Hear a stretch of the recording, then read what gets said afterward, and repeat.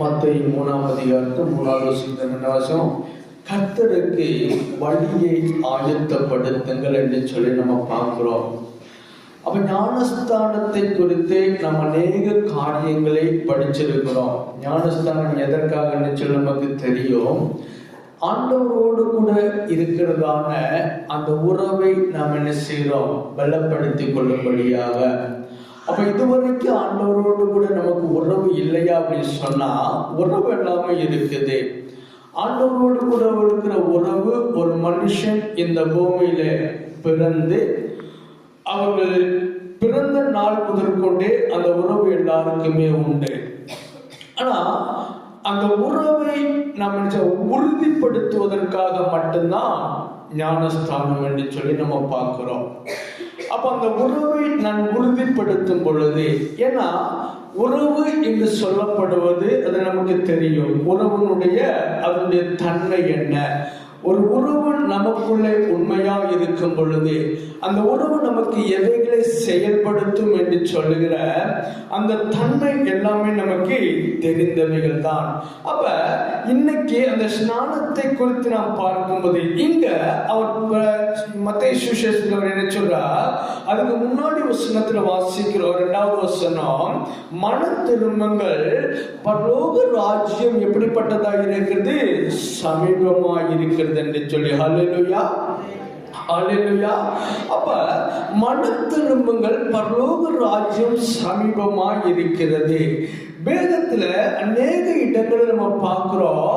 மனம் திரும்புதலை குறித்து வேதம் நமக்கு அநேக காரியங்களை நமக்கு கற்றுக் கொடுப்பது உண்டு. ஆனா இந்த மன திரும்புதல் அப்படின்னு சொல்லும் போது நாம் எதையோ ஒன்றை திருப்பி கொண்டு வருவதற்காக அல்ல, நம் மனதை புதிதாக்கி கொள்கிற ஒரு அனுபவம் தான் மனம் திரும்புதல் என்று சொல்லி நமக்கு தெரியும். ஏன்னா நம்முடைய அந்த இருதயமானது, நம்முடைய பைபிள் நமக்கு ஒரு காரியத்தை சொல்லிக் கொடுக்குது.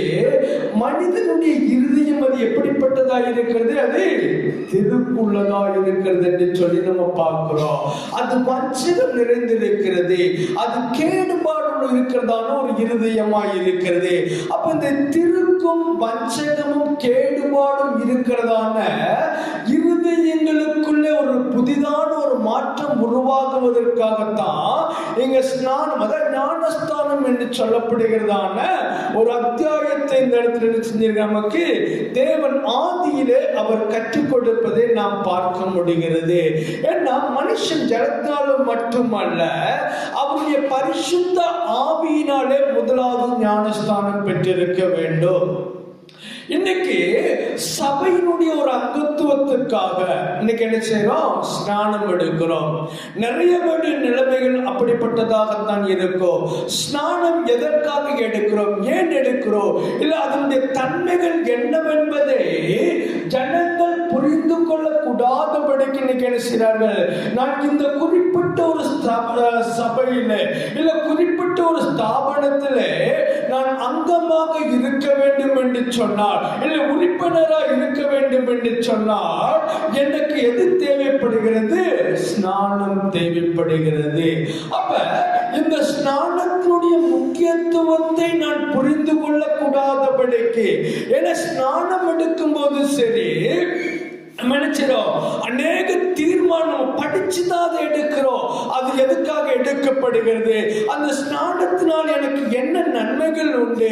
ஸ்நானம் எடுக்கும் பொழுது ஆண்டவருக்கும் எனக்கும் இருக்கிறதான உறவு பலப்படுகிறது. அந்த உறவு பலப்படும் போது எனக்காக அவர் ஆயத்தம் பண்ணி வைத்திருக்கிறதான நித்திய ராஜ்யத்தினுடைய பங்கை நான் பெற்றுக்கொள்ள முடியும். ஹல்லேலூயா, ஹல்லேலூயா. அப்ப இன்னைக்கு இந்த ஸ்நானம் அப்படின்னு சொன்னாலே இன்னைக்கு அநேக பேருக்கு அது வேடிக்கையாக்கப்பட்டிருக்கிறதான ஒரு காரியமா இருக்கிறது. நிறைய சபையில குழந்தை ஸ்நானங்கள் கொடுக்கிறாங்க. ஒவ்வொரு சபையிலையும் ஒவ்வொரு விதமான ஸ்நானத்தை இன்னைக்கு வச்சிருக்கிறாங்க. இன்னும் சர்வஸ்நானம் போன்ற சபைகளை பார்க்கும்போது அவங்க என்ன செய்றாங்க? கொடியை உயர்த்தி பிடிச்சிருப்பாங்க. அந்த கொடியின் கீழ் நடந்து போனா அது எதுவாக இருக்குது? அது அவர்களுக்கு ஸ்நானம் என்று சொல்லி அங்க சொல்றாங்க. அப்ப ஸ்நானம் என்று சொன்னாலே அவர் தண்ணீரில் மூழ்கி ஞானஸ்தானம் பெற்றார் என்று சொல்லி நம்ம பார்க்கிறோம். அப்ப ஞானஸ்தானம் பெற்ற உடனே அங்க ஆவியானவர் புறாவை போல இறங்கி வந்து அவர் என்ன செஞ்சிருக்கிறாரு, இவன் என்னுடைய நேசகுமாரன் என்று சொல்லி. ஹல்லேலூயா, ஹல்லேலூயா. அப்ப ஸ்நானம் எடுக்கிற ஒரு மனிதனோ இல்ல ஆணோ பெண்ணோ யாரா இருந்தாலும் அவர்கள் யாரா இருக்கிறார்கள், தெய்வத்துக்கு பிரியமானவர்களா இருக்கிறார்கள். ஹல்லேலூயா, ஹல்லேலூயா. அந்த நிமிஷம் வரைக்கும் ஏன் சொன்னா, அது ஏன் தெய்வத்துக்கு அவர்கள் பிரியமா இருக்கிறார்கள் அப்படின்னு சொல்லி ஒரு ஆணித்தரமா நம்ம யோசிக்கும் போது இன்னொரு காரியத்தை நாம் படிக்க முடியும். ஒரு வாலிபனா இருக்கலாம், இந்த வாலிப ஆணோ பெண்ணாக இருக்கலாம்.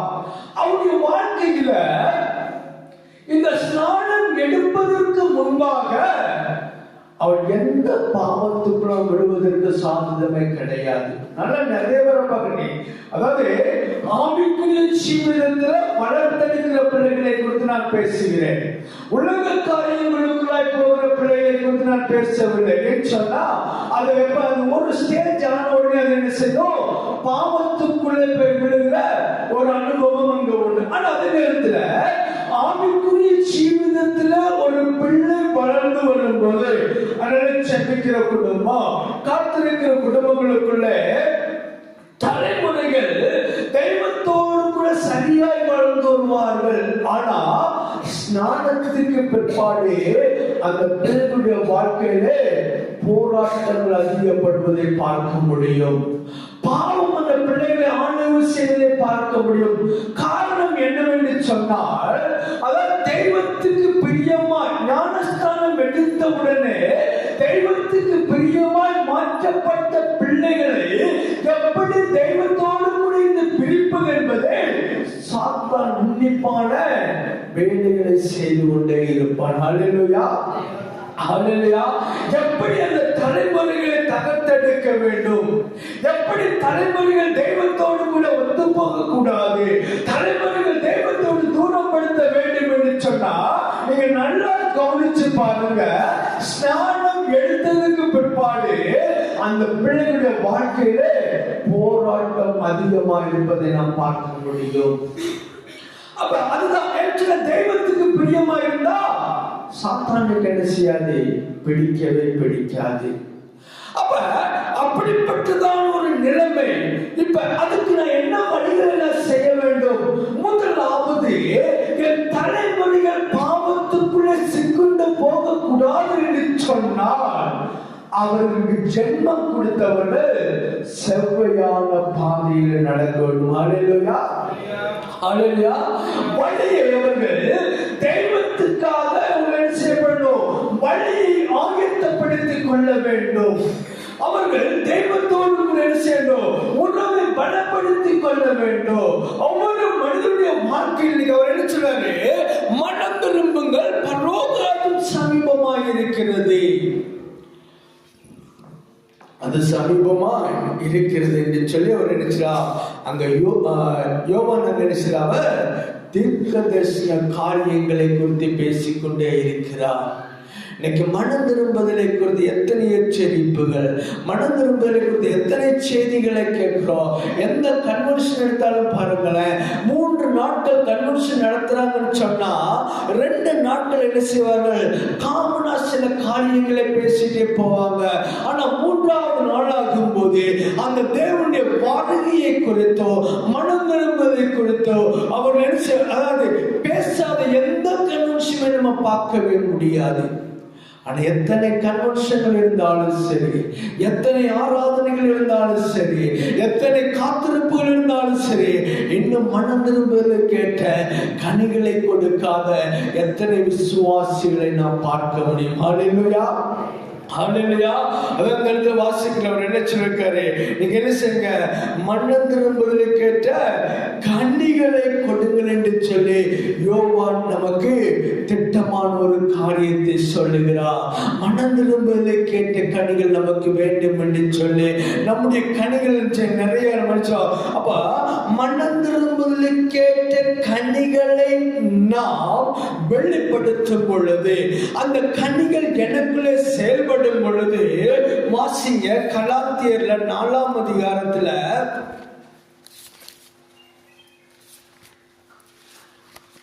6-7 வாசிங்க.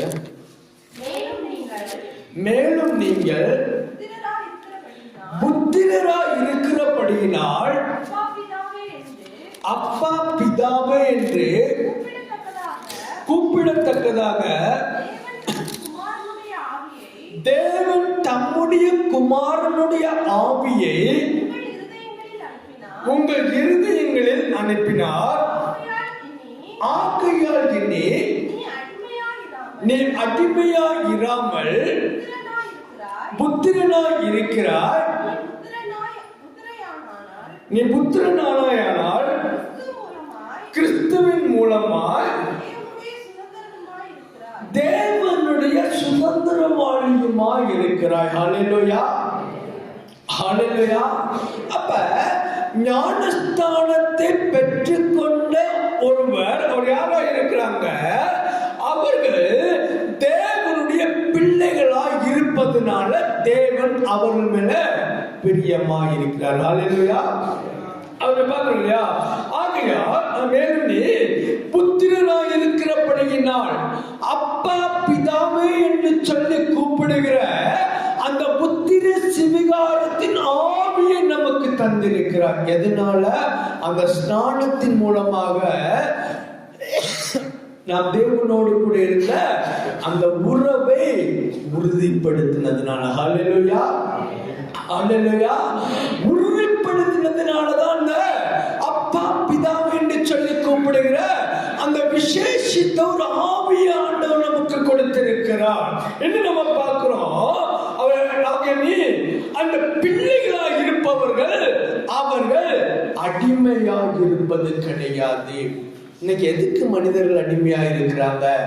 சட்ட திட்டங்களுக்கு மனிதன் அடிமை, பாவங்களுக்கு மனிதன் அடிமை, அப்படி நிறைய காரியங்களுக்கு இன்னைக்கு என்ன செய்றாங்க? மனிதர்கள் அடிமைப்பட்டிருக்கிறதான சூழ்நிலை இன்னைக்கு நம்ம பார்க்கிறோம். மொபைலுக்கு அடிமையா இருக்கிறவங்க உண்டு. இன்னைக்கு ஆன்லைன் கேம் விளையாடுறவங்க அதிகமா இருக்கிறாங்க. ஆன்லைன் என்ன செய்றாங்க? எப்படியாவது சம்பாதிக்க வேண்டும் அப்படின்னு சொல்லி ஆன்லைன்ல அதுக்கு ஆன்லைன்ல எப்படி அதுல நிறைய காரியம் இருக்கு இல்லையா? அப்ப ஆன்லைன்ல இன்னைக்கு எப்படியாவது பணத்தை சம்பாதிக்கணும் என்று சொல்லி அந்த ஆன்லைனுக்குள்ள சில பேர் இன்னைக்கு அடிமைப்பட்டு இருக்கிறதான ஒரு அனுபவத்தை பார்க்கிறோம். அப்ப இன்னைக்கு மனிதர்கள் பலவித சூழ்நிலைகள்ல இந்த உலகத்துல அடிமைப்பட்டு இருக்கிறார்கள். அந்த அடிமைத்தனத்தை மாற்றும்படியாக மட்டும்தான். அந்த என் ஜனம் அடிமைப்பட்டு போகக்கூடாது, என் ஜனம் சுதந்திரவாளியாக இருக்க வேண்டும், என் ஜனங்கள் என்ன செய்யக்கூடாது? உலக ஆசைகளுக்குள் அடிமைப்படக்கூடாது என்பதற்காக என்ன பூமியினது நிறைவோ என்னுடையது என்று சொல்லி நம்ம என்ன செய்யணும்? 98வது சங்கீதத்துல நம்ம வாசிச்சிருக்கிறோம் இல்லையா? அப்ப வாசிச்சிருக்கிற நமக்குள்ள என்ன வரக்கூடாது? இந்த பூமியில் அது நிறைவும் கட்டுடா இருக்கும் போது பூமிக்குரிய ஆசீர்வாதங்களுக்கு எப்பவுமே என்ன செய்யக்கூடாது? அடிமைப்பட்டு போய்விடவே கூடாது. ஹல்லேலூயா, ஹல்லேலூயா. எல்லாத்துக்கும் அடிமைப்பட்டு போய் கொண்டிருக்கிறதான ஒரு அனுபவம். இந்த அடிமைத்தனம் எதை நமக்கு உருவாக்கும் அப்படின்னு சொன்னா குடும்பங்களுக்குள்ளே பிரிவினைகளை கொண்டு வருவதை நாம் பார்க்க முடியும். ஆமென், ஹல்லேலூயா. அடிமைத்தனம் எல்லாத்துக்குமே காரணம். அடிமைத்தனம் அப்படின்னு சொன்ன உடனே மனவன் கணவன் கணவன் மனைவிக்கோ இல்ல மனைவி கணவனுக்கு அடிமைப்பட்டு இருப்பது கிடையாது. இன்னைக்கு என்ன நினைக்கிறாங்க அநேக பேர்? என்னோடு கூட இருப்போர் எனக்கு அடிமைப்பட்டு இருக்க வேண்டும் என்று சொல்லுகிற சிந்தனை இன்னைக்கு மனிதர்களுக்குள்ளே அதிகமாய் ஆளுகை செய்வதை நாம் பார்க்கிறோம். அந்த அடிமைத்தனம் அந்த குடும்பங்களுக்குள்ள அடிமைத்தனம் என்று சொல்லி போகும்போது ஒரு நாளும் அந்த குடும்பத்துக்குள்ள மேன்மையை பார்க்க முடியாது. ஹல்லேலூயா. சில குடும்பங்கள் அப்படிப்பட்ட அனுபவங்கள் இருக்கலாம். நான் என்று சொல்கிற அகந்தைகள் மாற்றப்படணும். ஏன்னா என்னை அவர் எதற்காக ஸ்நானப்படுத்தி வச்சிருக்கிறா? அப்பா பிதாவே என்று சொல்லி நான் கூப்பிடுறேன்னு சொன்னா அப்பாவுடைய தன்மை எனக்குள்ள வேணும் சொல்றாங்க இல்லையா? அப்பாவை போல இருக்கிறா, பிள்ளை இருக்கிறா. சில பேர் சொல்லுவாங்க தகப்பன் இப்படிப்பட்ட ஒரு மனிதனா இருக்கும்போது பிள்ளை இப்படி தாழ்ந்து போயிடுச்சு அப்படின்னு சொல்லி. ஏன்னா அந்த தகப்பன், என்னுடைய தகப்பனுடைய தன்மைகள் எனக்குள்ளே இல்லை என்று சொன்னால் நான் ஏதோ ஒரு விதத்தில் என்ன செஞ்சிருக்கிறேன், ஏதோ ஒரு காரியத்துக்கு நான் அடிமைப்பட்டு இருக்கிறேன். ஹல்லேலூயா, ஹல்லேலூயா. ஏன்னா ஸ்நானம் எடுத்த உடனே அவருடைய பிள்ளையாய் மாறி இருக்கிறேன். அவருடைய பிள்ளையாய் நான் இருக்கும் போது தேவனுடைய என்ன செய்யணும், அவருடைய குணாதிசயங்கள் எனக்குள்ளே உருவாக்கப்பட வேண்டும். அந்த குணாதிசயங்கள் எனக்கு உருவாகும் பொழுது நான் யாருக்கும் அடிமையாய் போறது கிடையாது. ஹல்லேலூயா, ஹல்லேலூயா. நான் யாருக்கும் நான் அடிமை கிடையாது. அவர் நம்மை சமமாய் பாவித்து போகிறதான ஒரு மனுஷன்.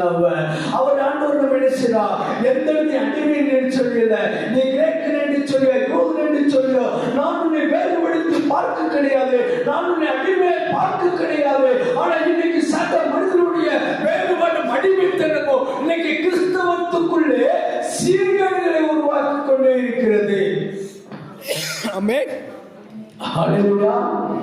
அப்ப ஞானஸ்தானம் பெற்றதுன்னா இன்னைக்கு ஏதாவது பிரயோஜனம் இருக்குதா? ஒரு பிரயோஜனமே கிடையாது.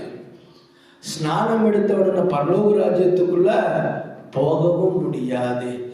ஏன்னு சொன்னா அந்த ஜலத்தினுடைய ஞானஸ்தானம் மட்டுமல்ல, தேவனுடைய பரிசுத்த ஆவியினுடைய ஞானஸ்தானம் ஒரு மனிதன் பெற்றுக்கொள்ளும் போது மட்டும்தான் பரலோக ராஜ்யத்துக்குள்ள பிரவேசிக்க முடியும். ஹல்லேலூயா. அந்த பரலோக ராஜ்யத்துக்குள்ள பிரவேசிக்க வேண்டும் என்று சொன்னா அந்த தேவனுடையதான அந்த அபிஷேகம், அவர் கொடுக்கிற ஸ்நானம், அபிஷேகத்தின் ஸ்நானம் எனக்குள்ளே வெளிப்படும் போது, அவர் எனக்கு அதை கொடுக்கும் பொழுது என்னுடைய வாழ்க்கையில என்ன உருவாகும்? தேவன் எனக்கு அவர் என்ன செய்றார், அவர் என்ன தன்மையோடு கூட அவர் இந்த பூமியில எந்த கிரியைகளை வெளிப்படுத்தினாரோ அந்த கிரியைகள் எனக்குள்ளே வெளிப்பட்டு கொண்டே இருக்கும். ஆமென். அவர் என்ன வழியை நாம் ஆயத்தப்படுத்த வேண்டும். நம்ம வழி என்ன செய்யணும், ஆயத்தப்படுத்த வேண்டும். ஏன்னா நம்ம சுதந்திரவாளி ஆயிட்டோம் இல்லையா. நான் அவருக்கு பிரியமான பிள்ளையா இருக்கும்போது அவர் நினைச்சிடுறாரு அப்படின்னு சொன்னா, அதாவது சங்கீதம் 98:3 வாசிப்போமே. அவர் இஸ்ரவேல் குடும்பத்துக்காக அவர் கிருபையும் உண்மையும் நினைவு கூர்ந்தார். பூமியின் எல்லைகள் எல்லாம் தம் தேவனுடைய ரட்சிப்பை கண்டது. ஹல்லேலூயா, ஹல்லேலூயா. அப்ப யார் வழியை செவ்வாய்ப்படுத்தினார்களோ அந்த குடும்பத்துக்கு கர்த்தர் உண்மையும் கிருபையும் உண்மையும் கர்த்தர் நினைவு கூறுகிறார். ஆமென். ஏன்னா இது யாருக்கு? அவருடைய ஸ்நானத்தை பெற்ற பிள்ளைகளுக்கு. அவருடைய அதாவது அவர் காண்பிக்கிற வழியிலே செவ்வையால் நடக்கிற பிள்ளைகளுடைய வாழ்க்கையில நடக்கிற சம்பவங்கள் இதெல்லாமே அவர்களை ஒருபோதும் ஆண்டவர் என்ன செய்ய மாட்டார், மறந்து போகவே மாட்டார். ஒவ்வொரு நாளுக்குண்டான கிருபைகளை ஆண்டவர் என்ன அவர்களுக்கு நிச்சயமாய் ஆண்டவர் கொடுப்பார். கிருபை வேணும், கிருபை வேணும், கிருபை வேணும் அநேக நேரம் ஜெபம் பண்ணது உண்டு. ஆனால் அந்த கிருபை எனக்கு வேணும் என்று சொன்னால் நான் என் வழியை அவருக்காக செவ்வாய்ப்படுத்த வேண்டும். ஹல்லேலூயா. அந்த கிருபை எனக்கு வேண்டும் என்று சொன்னால் நான் தெய்வத்துக்கு பிரியமான பிள்ளை மாற்றப்பட்டு இருக்க வேண்டும். ஏன்னா நம்ம 1ஆம் தேதி அழகான ஒரு வசனத்தை தான் ஆண்டவர் கொடுத்தார். நினைச்சீங்க அவருக்கு பிரியமாக ஏதோ வசனம் 143 10 வாசிக்கும் போது உமக்கு பிரியமானதை செய்ய போதித்தருளோ நீரே என் தேவன், உங்களுடைய நல்ல ஆவியம் என்னுடைய செம்மையான வழியில் நடத்தும் என்று சொல்லி. ஹல்லேலூயா. ஏன்னா அவருக்கு பிரியமானதை அவர் நமக்கு என்ன செய்கிறார், ஒவ்வொரு நாளும் போதிக்கிறார். ஏன்? நான் அவருக்கு பிரியமாய் மாறும்படியாக. கண்டிப்பும் அவருக்கு பிரியம்தான், ஆசீர்வாதம் அவருக்கு பிரியம்தான். ஏன்னா தன் ஜனம் கெட்டு போவதை ஒரு நாளும் கர்த்தர் விரும்புவது கிடையாது. ஹல்லேலூயா. ஹல்லேலூயா. அவர்களுக்கு தேவையான அனுதின கிருபைகளை ஆண்டவர் கொடுக்கிறார். அவர்களுக்கு அவர்கள் உண்மையாய் இருக்கும் போது வேதம் சொல்வது போல, நீ கொஞ்சத்தில் உண்மையாய் இருந்தாலுமே அநேகத்துக்கு நான் என்ன செய்றேன், அதிபதியாய் மாற்றுவேன் என்று சொன்ன கர்த்தர், நாம் கொஞ்சத்தில் உண்மையாய் இருக்கும் போது நம்முடைய உண்மைகளை கர்த்தர் அனுதினமோ என் பிள்ளைகள் என்னிடத்துல அவர் உண்மையாய் இருக்கிறார்களா என்று சொல்லி அவர் நம்மை ஒவ்வொரு நாளும் நம்மை உன்னிப்பாய் கவனித்துக் கொண்டிருக்கிற கர்த்தர். ஹல்லேலூயா, ஹல்லேலூயா. நம்ம உன்னிப்பாய் ஆண்டவர் கவனித்துக் கொண்டே இருக்கிறார். மனுஷன் கவனிப்பது அல்ல, நம்முடைய மோடு கூட இருப்பவர்கள் கவனிப்பதல்ல, ஆனால் தேவன் நம்மளை கவனிக்க ஆரம்பிக்கும் பொழுது அதனுடைய ஆசீர்வாதம் நமக்கு அது மேலான ஆசீர்வாதமாய் இருக்கும். ஹல்லேலூயா. ஏற்ற வாசிச்சல்லையா, 1வது வேத பாடத்துல வாசிக்கும் போது அவர் யார், மோசே கொலைபாதகனாகத்தான் இருக்கிறார். அவர் கொலை செஞ்சு அவர் மனுஷரா காட்டுக்குள்ள ஓடின போதுங்க என்ன நடந்துச்சு, அந்த மனிதனை குறித்து ஒரு திட்டம் உண்டாகி இருந்துச்சு. மோசே மேல் ஆண்டவர் பிரியமா இருந்ததுனாலதான் அங்கே அவர் என்ன செஞ்சாரு, அங்க முச்செடியில் அவர் காட்சி அளித்தார் என்று சொல்லி நம்ம பார்க்கிறோம். அப்ப எதுக்காக எனக்கு அந்த காட்சி தேவைப்பட்டது? அன்னைக்கு மோசேக்கு வெளிப்பட வேண்டிய அவசியமே கிடையாது. மோசே ஒரு கொலைபாதகன் தானே, அவர் கொலை செஞ்சு என்ன செஞ்சாரு, ராஜாவுக்கு பயந்து ஓடின மனுஷன் தானே. அப்ப கொலைபாதகனை எதற்காக ஆண்டவர் சந்திக்க வேண்டும் என்று சொன்னா, இன்னைக்கு பாவத்தை பார்க்கிற கர்த்தர் கிடையாது. இன்னைக்கு அநேகமுடைய ஜீவிதத்துல பாவம் தொடரக்கூடாது என்று சொன்னா தேவன் நமக்கு எச்சரிப்பின் வார்த்தைகளை கொடுக்கிறார். மனம் திரும்பல் கேட்ட கனிகளை உருவாக்கி கொள்ள வேண்டும் என்று சொல்லி. ஏன் என்று சொன்னா, அன்னைக்கு மோசேயை ஆண்டவர் வெறுக்கல, பாவம் செய்த மனுஷன் என்று சொல்லி வெறுக்கல, கொலைபாதகன் என்று சொல்லி வெறுக்க கிடையாது. ஆனா இன்னைக்கு நம்முடைய வாழ்க்கையில கர்த்தரை வெறுக்கிறாரோ இல்ல கர்த்தரை புறம் தள்ளி விட்டாரோ என்று சொல்லி யோசிக்க வேண்டிய அவசியம் கிடையாது. இந்த ரட்சணிய நாளாக இருப்பதனால ஒவ்வொரு நாளும் நமக்கு ரட்சிப்பின் நாளாக இருக்கு. மனம் திரும்புதல் கேட்ட கனிகளை கர்த்தருடைய சமூகத்தில் இருந்து நான் கொடுப்பேன் என்று சொல்லுகிற தீர்மானம் நமக்கு உண்டா இருந்தால் கர்த்தர் நம்முடைய முற்பிதாக்களுக்கு கொடுத்த வாக்குத்தத்தத்தை இன்னைக்கு நமக்குள்ளவர் நிலைப்படுத்தி அதை உறுதிப்படுத்தி கொடுப்பார். ஹல்லேலூயா. நமக்கு ஒரு நிலைப்படுத்தி உறுதிப்படுத்தி கொடுப்பார். அவர் வாக்குத்தத்தத்தை ஒரு நாளும் மாற்றுகிற தேவன் கிடையாது. வாக்குத்தத்தத்தை ஒரு நாள் ஆண்டவர் மாற்ற மாட்டாரு. ஒருவேளை நடக்கிறதுக்கு காலதாமதம் ஆகலாம். வேதம் சொல்லுகிறது, தேவன் ஒரு காரியத்தை நமக்கு வெளிப்படுத்தி கொடுக்கிறார் என்று சொன்னார், அது தேவனால் வெளிப்படுத்தப்பட்ட காரியங்கள் அது காலதாமதம் ஆனாலும் அது நிச்சயமா நம்முடைய வாழ்க்கையில் நிறைவேறியே தீரும். அதற்கு நான் என்ன செய்றேன், என் வழியை ஆண்டவருக்காக செவைப்படுத்துறேன், அவருக்கு பிரியமாக நான் செயல்படுத்துறேன் என்று நான் வாசிக்கும் போதே எங்க எப்ப பிரியப்படுவார்னு சொன்னா, சங்கீதம் 87:2 வாசிங்க. கர்த்தர் யாக்கோபின் வாசஸ்தலங்கள் எல்லாவற்றை பார்க்கிலும் சீயோனின் வாசல்களில் பிரியமாய் இருக்கிறார். ஹல்லேலூயா. அப்படினுச்சுடா, கர்த்தர் யாக்கோபின் வாசஸ்தலங்கள் எல்லாவற்றிலும் பார்க்கிறோம் சீயோனின் வாசலில் பிரியமாயிருக்கிறார். ஹல்லேலூயா. ஆலயத்துக்குள்ளே வந்து தன் உண்மையாய் ஒப்பு கொடுத்து தன்னை சமர்ப்பிப்பவர் மேல தேவன் பிரியமாயிருக்கிறார். ஹல்லேலூயா. எதுக்கு நம்ம ஆலயத்துக்கு வர்றோம் அப்படிங்கிறத ஒவ்வொரு நாளும் நம்ம என்ன செஞ்சுக்கிட்டோம், ஆலயத்துக்குள்ள வர்றதே ஏதோ ஒரு கடமைக்காக வந்து போய்விடக்கூடாது. வசனங்கள் நமக்கு வெளிப்படும் பொழுதும் வார்த்தைகள் வெளிப்படும் போதும் கொஞ்சமாவது என்ன செய்யணும், ஒரு உணர்வுள்ள ஒரு அனுபவம் நமக்குள்ளே உருவாக வேண்டும். என்றா நம் ஆலயத்துக்குள்ள அவர் சியோனில் நினைச்சதா, அவரு சியோனின் வாசல்கள் ஆண்டவர் பிரியமாக இருக்கிறார். நான் ஆலயத்துக்குள்ள வந்திருக்கிறேன்னு சொன்னா அவர் நம்மை வெறுத்ததுனால நாம் இந்த ஆலயத்துக்குள்ள வரல, அவர் நம்ம பிரியமா இருந்ததுனால தான் இன்னைக்கு ஆலயத்துக்குள்ளே நாம் வந்திருக்கிறோம். ஹல்லேலூயா, ஹல்லேலூயா. எத்தனையோ காரியங்கள் இன்னைக்கு உலக பிரகாரமான காரியங்களை பார்க்கிறோம். ஓய்வு நாள் ஆராதனுடைய அசட்டைகள் எல்லாமே நிச்சயமாய் அதை நமக்கும் தெய்வத்துக்கும் இருக்கிறதான அந்த உறவுல என்ன செய்யும், அது விரிசல்களை உண்டாக்குகிற ஒரு அனுபவத்தை பார்க்க முடியும். ஃபங்க்ஷனுக்கெல்லாம் போடுறாங்க, ஒன்றும் யோசிக்கிறதே கிடையாது. தேவன் நமக்கு வைத்திருக்கிற ஒரு விசேஷித்த ஒரு நாளாய் இன்னைக்கு ஓய்வு நாள் இருக்குதுன்னு சொன்னா, அந்த ஓய்வு நாளை நான் ஆச்சரிக்கும் பொழுதே கர்த்தர் என் மேல் பிரியமாய் இருக்கிறார். ஹல்லேலூயா. கர்த்தர் என் மேல் பிரியமாய் இருந்தார். இந்த பூமியில நடக்க போகிற நடந்து கொண்டிருக்கிற எந்த சம்பவம் என்னை ஆளுகை செய்யாதபடி நான் அவருக்கு பிரியமாய் இருக்கும் பொழுதே அவர் எனக்காக வைத்திருக்கிற அந்த பங்கை நான் சுதந்திரித்துக் கொள்ள முடியும். அல்லேலூயா. அது என்ன பங்கு? நித்திய ராஜ்யத்தின் பங்கு. அந்த பங்கு நமக்கு வேணும்னு சொல்லி வாஞ்சிக்கிறோம். இந்த பூமியின் ஆசீர்வாதங்கள் நமக்கு வேணும்னு சொல்லி வாஞ்சிக்கிறோம். ஆனா இன்னைக்கு அநேக பேர் பரலோக ராஜ்யத்தினுடைய அந்த வாஞ்சியை காட்டிலும் பூமிக்குரிய ஆசீர்வாதம் வாஞ்சித்து நடக்கிறோம். எல்லாம் நமக்கு தேவைதான். ஆனா தேவையானது ஒன்றே, அவருடைய ராஜ்யம். அல்லேலூயா. முதலாவது ராஜ்யத்தின் நீதியை தேடுங்கள், அப்பொழுது எல்லாம் கூட உங்களுக்கு கொடுக்கப்படும் என்று சொல்லி வசனம் நமக்கு சொல்லி இருக்குது. அப்படின்னு சொன்னா நிலையிருந்தால் ஒவ்வொரு நாளும் எத்தனையோ முறை நம்ம பேசிக்கிட்டே இருக்கிறோம்.